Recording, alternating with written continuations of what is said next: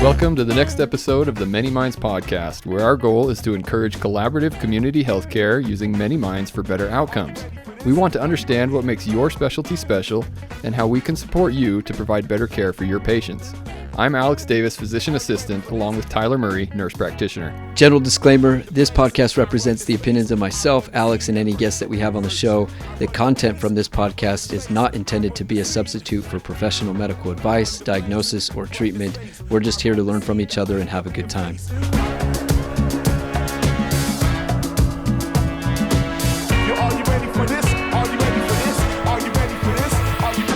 Well, that's the intro, then here we go.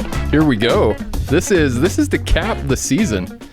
We've done, by my list here, 25 interviews. Who's counting? I did. I counted. I put it on paper. Okay. 25. We did this 25 times. This will mark number 26.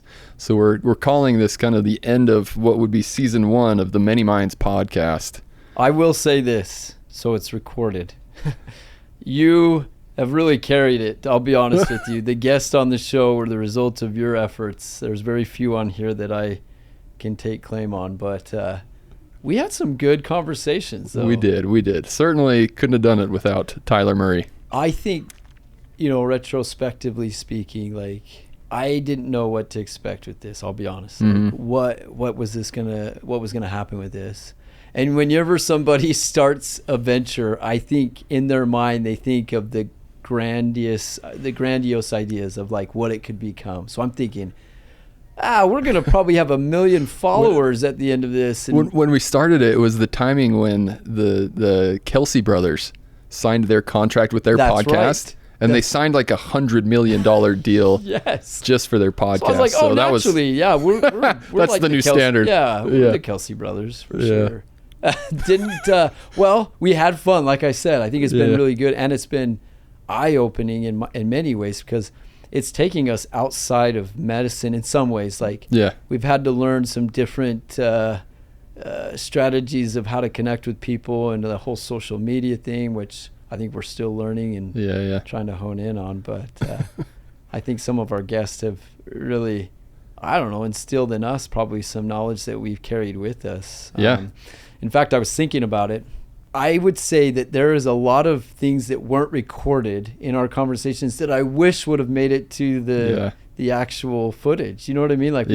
We would start talking to people, and then it was as soon as Dallin turned the record button on, I feel like we just, it changes the demeanor a little bit. Changes. Everyone's, I think I'm the same way. You put a camera in front of me and I know it's videoing me and I'm like, well, should I hold my tongue? Time to rein it in. Rein it in or just let it go. Well. Yeah, we did. We had some good conversations outside of what was actually recorded, which really pushes the idea of just get out and talk to people because it was interesting beginning to end. 100%. And I think we were doing, I think we've talked about it before, but initially just site visits and going to see these providers in their own setting. And then, how much we learned from that. And then you had the idea of we should just bring them to us. And then maybe we do go see them and then they come out and hang out with us. And it's been an interesting ride. And I think we've met a lot of cool people and made a lot of cool connections. Any patient or not patient, any guest that you really sticks to your memory and oh my gosh. Yeah. There was a lot of them. A lot of them were eye-opening. And I think more than anything, that's what stood out to me through the experience was I expected one thing that I kind of, formulated in my mind what dermatology was or what were some of the others? General surgery was, or whatever these other specialty ENT, things. ENT, that was another big one. In my mind, I feel like I know what that was, and it wasn't enticing. I thought, that doesn't seem super exciting. I don't really understand why somebody pursues that, but let's learn about it. And every single time, without fail, mind-blowing, completely enlightening and eye-opening to what that specialty actually entails, what they were doing, their autonomy, the rigors of the training, the diverse patient populations, all kinds of things I had no idea about. And there's some cool stuff out there. I love seeing just how happy people were in their specialty. Because again, I think we think about, if we were in a different specialty, we probably wouldn't be as happy as we are here. And I think you find your comfort levels.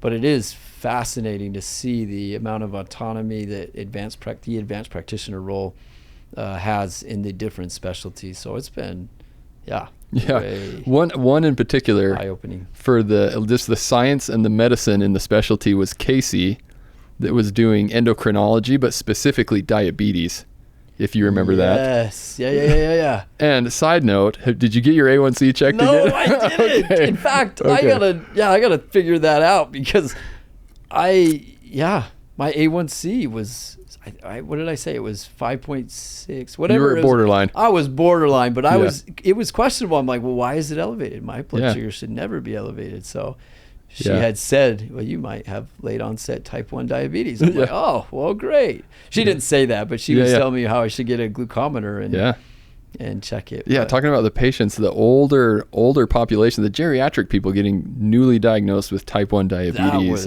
I was like, what? Her own experience, I've told that story to other people. Her experience as a kid. When she got diagnosed. Yeah. Unbelievable that she hit 1100 or something like that with the blood sugar. She was off the radar. Off the charts. I think about the ER experiences and people that I remember when they had elevated blood sugars, and it was nowhere near 1100, and they were almost in a coma. You know what I mean? They were doing bad. Yeah. So how about you? What stood out? What was the memorable specialty or guest? Talking about like things we learned, one of the coolest things was oh my gosh, I'm gonna the cardiology. Viet Le.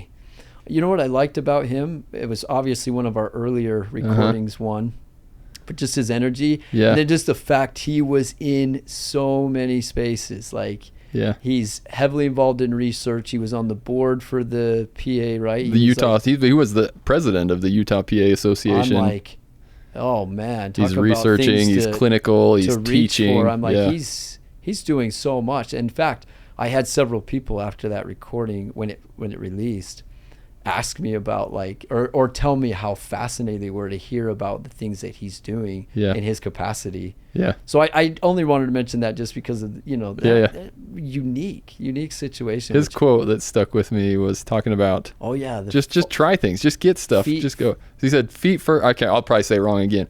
It was feet first, fail fast, fall forward. So just full send. Just if you're going to do something, just go all in. Make sure you're giving it a full effort. If you're going to fail, that's okay. It happens. Just figure it out quickly. And if you fail, at least you made some progress and you're moving forward. And I only met him during that time, and he embodied that. Like, I could tell, like, this guy is all in. Yeah. And he's a good example of like really utilizing your license to do a lot of unique things. So I thought that was cool. Yeah. I agree. Yeah. How about patient stories? That was kind of a fun twist to what we were doing, is getting everybody to share their patient story. Oh, do you remember any of those that were fun? Oh my goodness. Yeah, a few. I think the crazy part were the ones that you were just unsuspecting. Like, they would say something so nonchalantly and be telling a patient story, and then you and I would look at each other like, wait a minute, what? Elephant ears. I'm just like, what? Go back and listen to Sarah Mendenhall. Oh my goodness. I was like, oh man. And who was it? Brock? They talked about the vaginal prolapse. Oh, man. I think there's probably some short clips out there of me and my facial expressions, because I couldn't hold back. I'm like, oh, I don't get it. Yeah. Wild. I remember what other ones? James that was with ENT. It was subtle. I don't know if you picked up on it. Okay, let's hear it. He talked about the little kid. I asked him what he's pulled out of people's ears in ENT, and he said there was a kid that had a corn kennel in his ear. Yes. And he jokingly said, we had to be careful that if he runs a fever, we might get popcorn out of his ear. Oh man, I don't know why I was thinking, and maybe I'm confusing this with another scenario, but it had like rooted or something, but that's not the case. Yes, no, that was it. That was the actual scenario, because it's organic material. So it was trying in a warm, moist environment. It was sprouting roots into his ear. It was thriving. Yeah. Those things we wouldn't get to experience those types of things, you know? Yeah. Yeah, I love that.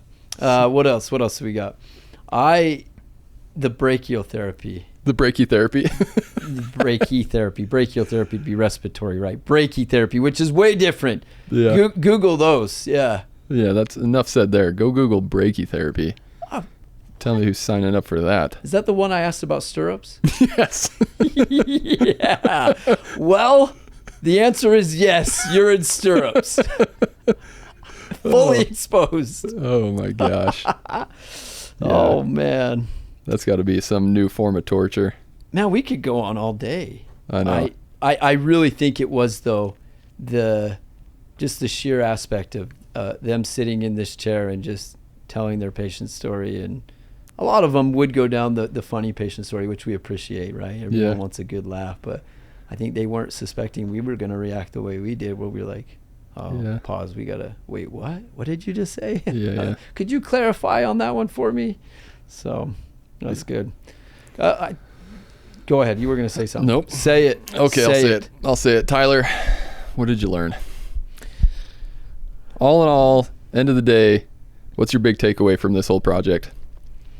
Well, I think, in my mind, looking back, I think the experience really exposed some of the deficits I had as far as understanding of what providers in our community are doing to help patients. One. Two is that we all have very similar experiences, maybe just with a unique spin on it, if you will. And it's been, I don't know, refreshing just to see how passionate people are about what they do day in and day out. For me, it was like, I just love the fact that these people in our community love what they're doing. I think about the Aura Migraine Clinic in London, and how she had such a strong passion about what she did and realized there was a need and took it upon herself to come and start her own practice. And like, I think about how many referrals I've sent to her since then, but just, I think the confidence in advanced practitioners is really inspiring, right? Like, man, people are doing such great things and really, in some ways carrying the community and responding to the needs. So I don't know, it's just been eye-opening, and I think I've met a lot of cool people that we've stayed connected with and gotten texts from. And I think it's been, it's helped me. If anything else, like what I've taken away from this is, at the end of the day, you and me, we had fun. We had some laughs. We met some cool people. We got to hang out with Dallin a little bit. So for me, I was like, that's a win for sure.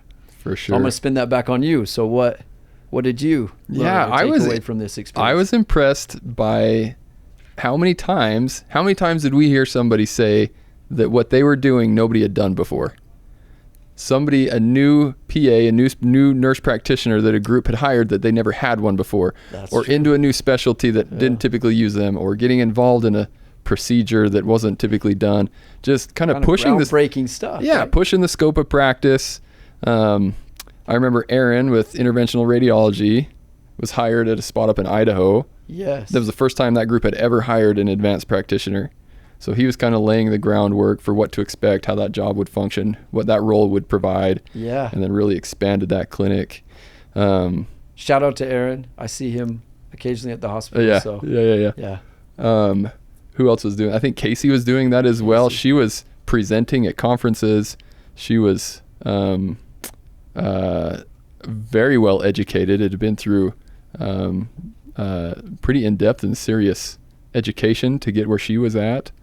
A handful of people I felt like were doing. Jason Gray, the men's health clinic. Yes. He took on a full-time role and is running that clinic, primarily doing testosterone replacement therapy. Absolutely. Having experience himself, been through that, and he knew how to help people in that world. So yeah, just overall impressed with Bramble.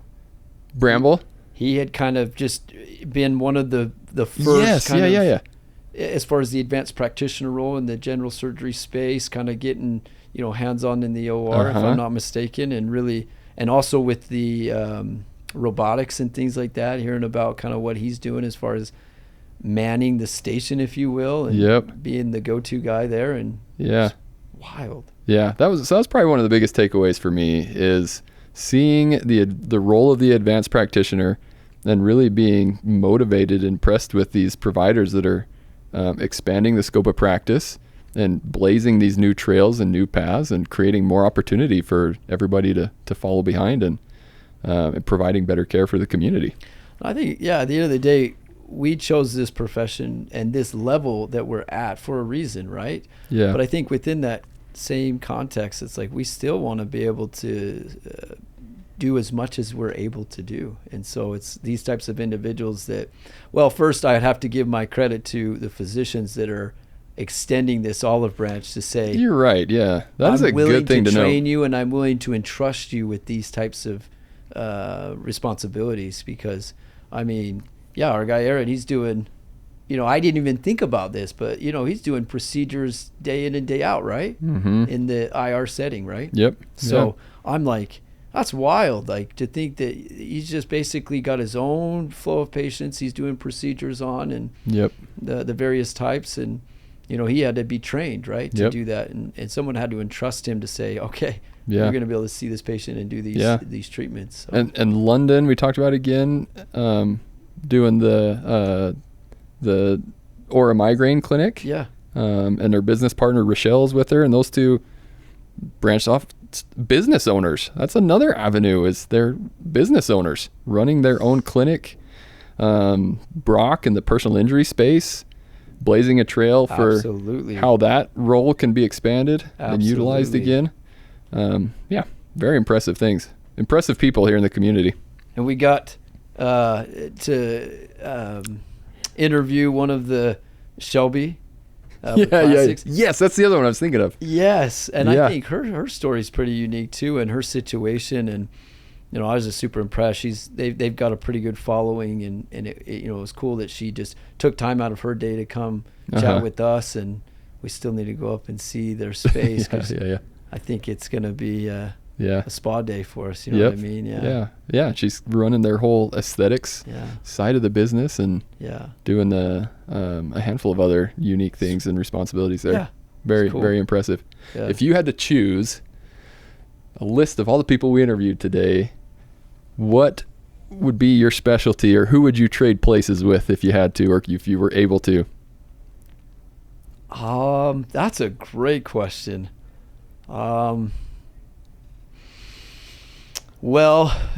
probably would go back. Can I have two? Okay, fine. I want two. The first would be Mark, because I originally went into nursing to become a nurse anesthetist. And so for me, I'm like, there's still some level of like interest in that space. Just, there's a lot of reasons. But, I think CRNA definitely would be a consideration.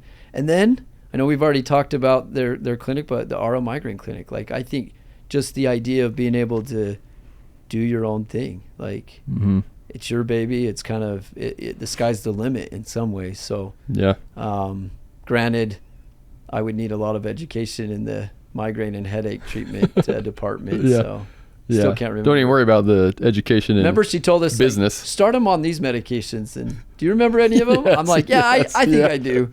Do you remember Jeff Atkinson? Yes. Pain management. Yes. And he went on a spiel of THC. he's some people are passionate, and I love it. I was floored. I wouldn't even have been able to scratch the surface of that knowledge base. We could have had a whole thing about that. Love Jeff. Yeah. He's super knowledgeable. But London and Rochelle talking about the nerve blocks. Oh my and gosh. The pressure points and the Botox injections. Yeah. We remember that. That's wild. Yeah. All right. I would agree though. Mark, I tell everybody, if I were to go do it again, anesthesia, 100%.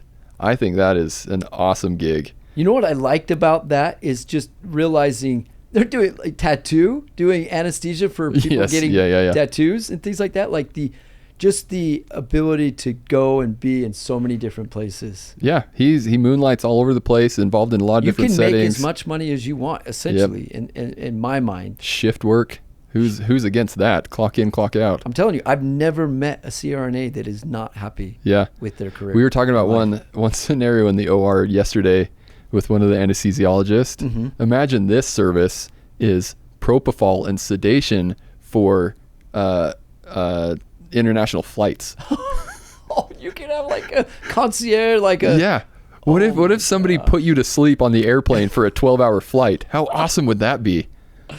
Dude. And I countered and I said, I can handle the flight, but can you put my kids to sleep for 12 hours on a flight? That's it. Yes. Yeah. So there's the new business idea for all the anesthesia providers out there. Dude, you just nailed it. So is that the only one? Is that you're like and then I think the hands-on stuff is cool. What Aaron's doing with interventional radiology, I think would be cool. Biopsies and lumbar punctures, and he's doing all of the he's doing vein procedures as well. I think that's kind of cool just to get the hands-on skills. Say Sarah Mendenhall with OB surgery. OB surgery. Yeah. I don't know that we'd last long in there, but maybe. No, I'd get kicked out the first day. Yeah, I think so. Yeah. Rightfully so. Yeah. Yeah. Yeah. How about the ultimate battle? We were trying to come to a conclusion with this. I think there's a clear winner, but you tell me. I don't even know I should ask you. Who has the better life, a PA or a nurse practitioner? Whew. Yeah. Well, I'm going to venture out here a minute here. I'm going to collect my thoughts before I answer this so that I'm not making anyone mad. I counted real quick. Okay. And it was a 2-to-1 ratio. We had 2-to-1 PAs versus nurse practitioners on the show. Huh. Really? I think we had, it counted like 15 PAs and about 5 nurse practitioners. And then there was like Dr. Edwards and you and I interviewed ourselves and things like that. So it was about a 2-to-1 or 3-to-1. I was going to say that would have to be. Yeah. It'd be a 3-to-1 if it's it was 5 pretty and high. 15. It was pretty high. No kidding. Yeah. Well, that kind of speaks for itself. I think it speaks to the idea that nurse practitioners keep to themselves. They don't come out of the woodworks. They have great jobs. They just don't want to tell you about it because then you'll try to stomp on their territory. Keeping it to themselves. Yeah. No, I actually didn't even think about that, to be honest with you. Yeah. I mean, when a patient comes in and asks me, what's the difference? Yep. Sometimes I'm actually having to tell them if I'm even equivalent to a PA. So there is sometimes you're arguing, you're not arguing, but you're trying to help define your role. Yeah. But I don't know. I mean, you could debate all day. I think PAs definitely have their strengths. I think NPs have their strengths. I'm going to quiz you real quick. See if you remember. You ready for this? All right. Shelby Brook, PA or NP? PA. PA. Okay, 1 for 1. 1 for 1. You got it. And I don't have them listed down, so if you think this paper right here is telling me any information, it does not say it. It's not. He intentionally did that. How about Jeff Atkinson? He's a NP. He's an NP. Okay, 2 for 2. Let's see one you might not know. Jason Gray. PA. PA. Okay. So maybe you knew. Jamie Petrowski. What was their specialty? Urology. PA. She is a PA. It's not fair because most of these went to Rocky Mountain.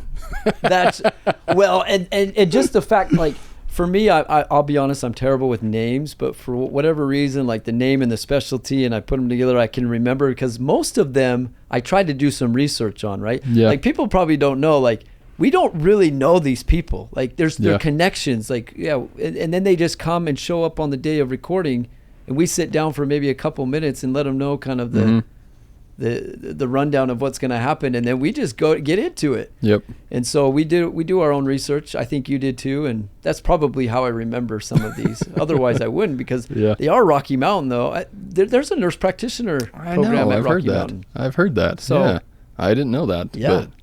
But they're doing it all. They're doing it all. All right. What are we looking forward to in the future then? So season 1, we're kind of capping and ending. I think we had a great focus. We've been really trying to dive into the world of the advanced practitioner, nurse practitioners, physician assistants or physician associate, the CRNAs. I think it's been good. It's been a good focus. Learned a ton. Looking forward to the future. What are we going to get into? What do you think we'll be looking forward to coming up? I think it's up for debate. You and I have discussed the options and kind of avenues we could take with this, but really, I think what it ultimately comes down to is we want to continue to connect with people. And I think that's what our whole purpose is like Summit as an institute. is a people first type mentality. Like, we just want to bring the community together and really dive into some stuff. But that being said, our podcast, our whole expectation from the start was to keep it fun and energetic and like positive. And like, I think there's a lot of ways we can spin it.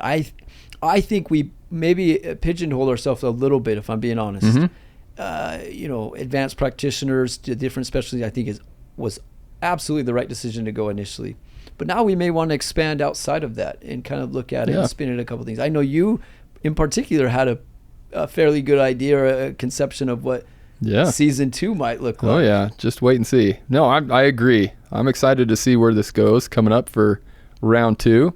Yeah. I think we're going to expand. I think we're going to get some different people on here, some different specialties, maybe a little bit different content. Alex is going to fire me and try to find another co-host of this thing so he can run off with it. But no, it's been super fun though. I mean, like I said, at the end of the day, we've got to connect more. I mean, even though we work together, we're still in kind of separate schedules. So it's been cool to continue that bond, that bromance is still alive here. So Dallin's here too. So it's all good. So, but yeah, I'm excited. Stay tuned, everybody. I mean, season 2 is definitely going to be different. I think that's what we can promise our listeners, is that it's going to be different. Yep, it's going to be different. We're going to change it up. All the feedback we got online, we're taking that into account. Yes. Yeah. So, keep sending it. Keep letting us know what you want to hear.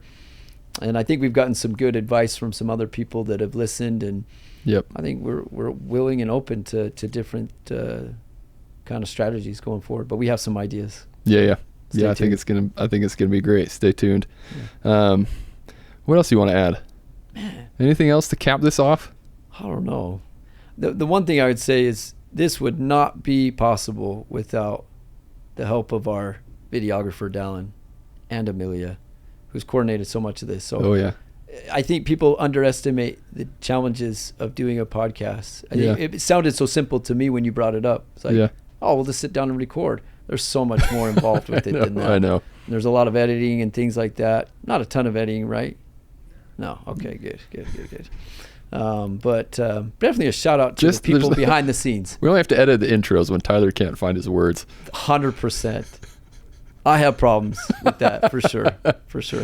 So I sometimes get nervous, believe it or not, behind the mic. We do appreciate Dallin making Tyler look presentable for us. He's got that editing skills. Can you feel my beard a little bit more too? I want to look really sharp for this one. Yeah. Yeah, definitely echo that. The production team's been awesome. Yeah. We're grateful to everybody that's been involved, all the guests that took their time. It's not easy to step away and do something that is unrelated and keeps you still away from family and home. So we appreciate everybody that came in and spent some time with us, helped us learn from them and share their knowledge and all the resources we have available to us in the community. And I think it's helped the community too. I think so many people got to hear the stories of what people are offering in their specialty. And I think it's helped a lot of patients. So yeah, we're definitely opening the door. We're open to anybody that you feel would want to come share your knowledge and expertise. Come join us and let's have a chat and see what we can learn from each other. That's what we want. Bring your best patient story. Bring the energy. See if you can top the ones we got from this first go round. Yeah. We're grateful to everybody that came in. We're looking forward to those that are going to come collaborate with us and help us going forward. We're grateful for the production team. As always, we always look forward to keep connecting and collaborating with people. So come see us at our rounds. We say that every time. Yeah. Tuesday morning, 7 a.m. at the Mountain Point Hospital. We're looking forward to having everybody. Couldn't have said it better myself. Okay, we'll cap off season 1. I'm Alex Davis. I'm Tyler Murray. We'll see you guys later. See ya.